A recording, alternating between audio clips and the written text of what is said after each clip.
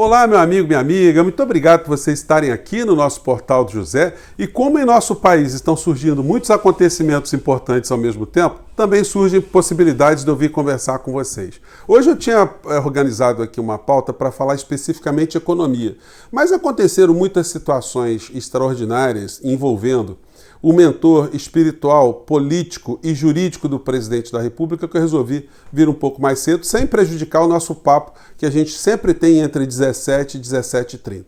Se você está chegando agora no nosso portal, antes de mais nada, eu convido você a se inscrever, a conhecer os nossos outros vídeos, a compartilhá-los se você achar bacana, a dar o seu joinha, porque isso faz a gente chegar a mais pessoas como você, e a enviar os seus comentários, as suas impressões, porque são sempre lidas e são sempre consideradas aqui no nosso portal. Como eu disse a vocês, gente, hoje eu tinha preparado aqui uma pauta exclusivamente econômica, para a gente analisar muitas situações estranhas e complicadas do nosso país que muita gente não está se apercebendo. Mas aí eu fui surpreendido com um vídeo que está circulando por vários lugares. Se você não viu ainda, eu vou disponibilizar aqui no nosso papo, do pastor Malafaia. E por que ele volta mais uma vez a figurar no centro de alguns noticiários? Porque ele, de fato, é uma pessoa que dá a direção para a cabeça do presidente da República, que, como nós sabemos, tem um grande oco. Então, se você vê o Malafaia dizendo uma coisa num dia, pode escrever que alguns dias na sequência o Bolsonaro irá falar a mesma coisa.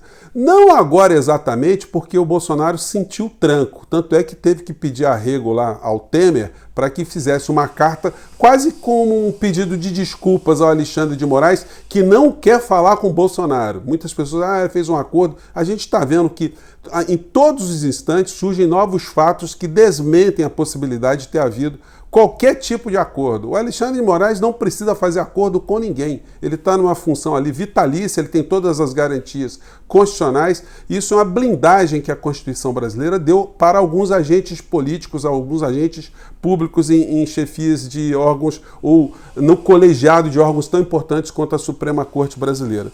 Mas aí o Malafaia saiu com essa aqui, fazendo uma bravata, e eu vou falar um pouquinho dela aqui. Vamos lá. Sabe qual é a possibilidade dele tocar no líder religioso? De 0 a 100, 1. Para ele tocar em mim, de 0 a 100, uma chance. Porque ele sabe que mexer com liderança religiosa é uma casa de marimbondo com ferrão grande. Não que evangélico vai quebrar nada, tem nada a ver com isso. Mas a pressão sobre isso é gigante. Deputados e senadores, senador é voto majoritário, leva a eleição com voto de evangélico, não vai aguentar a pressão não. Eu queria ver ele me prender. Tem medo disso não, tem medo desse cara não. Mas não tenho medo mesmo. Repito em alto bom som, ditador da toga. Tem que ter impeachment. Não é digno de estar vestido de toga do Supremo Tribunal. Bom, então tá aí a fala. Vocês, se derem uma pesquisada aí, vocês vão ver muitas falas semelhantes de pessoas como Daniel Silveira, acabou sendo preso, achava que a imunidade parlamentar servia para tudo, a Sara Geromini, que disse que ia pegar o Alexandre de Moraes, o Roberto Jefferson, enfim, e outras pessoas que diziam que estavam anistiadas, que estavam vindo para o Brasil, que não estão vindo. Cadê o senhor Oswaldo Eustáquio e o senhor Zé do Trovão? Outras pessoas sofrerão também outras consequências. Agora, essa fala do Malafaia é uma fala que é uma bravata absoluta que esconde uma situação que infelizmente acontece na nossa Constituição. A Constituição brasileira, ela blinda as igrejas de qualquer interferência do Estado nos seus cultos, nas suas liturgias. Só que isso é distorcido por essas agremiações religiosas que viraram verdadeiros partidos políticos. Vamos lembrar que essa fala do pastor Malafaia não tem nada a ver com religião, né? Está muito longe de a gente imaginar um Jesus Cristo na figura do Malafaia. A fala dele lembra muito um dos 7 pecados capitais, né? O último pecado, a vaidade, a arrogância. Isso é uma forma que é uma situação que se ele tivesse um pouco mais de familiaridade religiosa, ele não cometeria esse erro. Por quê? Porque a justiça e a polícia já bateram as portas do pastor Malafaia. Ele recebeu um cheque de 100 mil reais. Eu não posso colocar o vídeo aqui, gente, mas eu vou colocar na descrição de uma reportagem, porque tem direitos autorais. Mas ele espumando de raiva, porque ele foi flagrado recebendo 100 mil reais de um esquema de corrupção, de lavagem de dinheiro. Aliás, essas igrejas, de uma maneira geral, elas podem figurar como um ambiente fácil para lavagem de dinheiro. Por quê? Porque as doações vêm dos fiéis de todos os lados, é difícil auditar esse tipo de situação, então o dinheiro pode ser lavado dentro dessa mecânica. Qual foi a justificativa que o Malafaia deu à época? Isso tem 4 anos. Polícia Federal indicia pastor Silas Malafaia por lavagem de dinheiro na Operação Timóteo. Ele diz o seguinte, olha, o cara depositou dinheiro para mim porque eu fiz uma oração para ele no ano tal e como empresário ele ganhou dinheiro e depois ele veio retribuir, ele quis fazer uma doação. Então vocês vejam como esse empresário ladrão, desenvolvendo ali falcatruas com dinheiro público, como esse homem é um homem religioso, um homem que lembrou do Malafaia porque viu a figura de Jesus Cristo na frente ali quando ele olhou para o Malafaia e falou, vou dar uma doação. E foi lá e deu um cheque de 100 mil reais. Foi rastreado, foi levado coercitivamente para a Polícia Federal e aí você tem as bravatas dele, ele espumando para cima e para baixo. Ele acha que tem uma imunidade, mas a imunidade não lhe garante que ele vai ficar para sempre fazendo essas bravatas. Ele pode ser processado, inclusive no campo privado, pelo Alexandre de Moraes, porque ele ataca a honra do Alexandre de Moraes. E ele pode sofrer uma condenação, como o pastor ali, o Tony de Paula, que teve que tirar do bolso 50 mil reais. Mas nesse tipo de personagem, nesse tipo de liderança política travestida de líder religioso, o problema é que ele paga e depois escalpela os fiéis com aquelas sugestões de doação, enfim. Essa gente é uma gente muito complicada. Eles levaram essas milhares de pessoas para as praças públicas por conta do vínculo que eles têm com seus fiéis. E os fiéis foram para as praças achando que estavam defendendo o Bolsonaro, a liberdade, enfim. E não funcionou nada porque a gente está vendo agora que tanto o Supremo Tribunal Federal mandou para o ralo essa medida provisória que autorizava os bandidinhos de Bolsonaro nas redes sociais a continuarem a fazer mentiras, a cometerem crimes, e isso foi para o ralo, e o Rodrigo Pacheco também fez a mesma coisa, mostrando mais uma vez que não tem acordo nenhum e que não tem ninguém com medo do Bolsonaro no meio dessa história ou dos seus mais próximos ali. Pois bem, mas aí, gente, eu queria falar com vocês de outros assuntos também envolvendo a economia, porque ontem eu assisti o principal jornal do nosso país, o Jornal Nacional, e aliás, a gente vai voltar novamente a essa questão aí das prisões, enfim, esse pessoal acha, na hora que o Bolsonaro perdeu o mandato dele, que ele cair em desgraça, e isso não está tão longe de acontecer, infelizmente por conta de outras situações, por conta da economia que está se deteriorando no nosso país, as pessoas que estão próximas dele, num outro governo, podem ter muitos problemas, é só a gente aguardar um pouquinho. Vamos lá. Então o jornal, ontem o principal jornal, o Jornal Nacional, não falou dessa notícia bastante importante. Previsões para o PIB em 2022 caem abaixo de 1%. Gente, todas as empresas de consultoria nacionais e internacionais estão dizendo que o ano que vem vai ser um ano muito complicado. A gente pode ter, inclusive, uma recessão, ou seja, ter um crescimento negativo, por conta de tudo que está acontecendo. E nós não temos governo aqui no nosso país, nós temos um bando de vigaristas na área da economia, com um bando de lunáticos na área da política e um bando de mercenários dentro do governo Bolsonaro. Mas aí a gente vê essa fala do Guedes, o que eu costumo chamar aqui de filhote de Pinochet. E chamo o Guedes de filhote de Pinochet não é para fazer um xingamento vulgar, é porque ele de fato trabalhou no governo do genocida, do torturador, do corrupto, do ladrão Pinochet. Então, essa figura não pode ter essa passagem na vida dele escondida nesses momentos que a gente está vivenciando aqui. Por isso que eu chamo ele de o filhote de Pinochet, com um discurso também arrogante naquele dos 7 pecados capitais que eu comentei com vocês.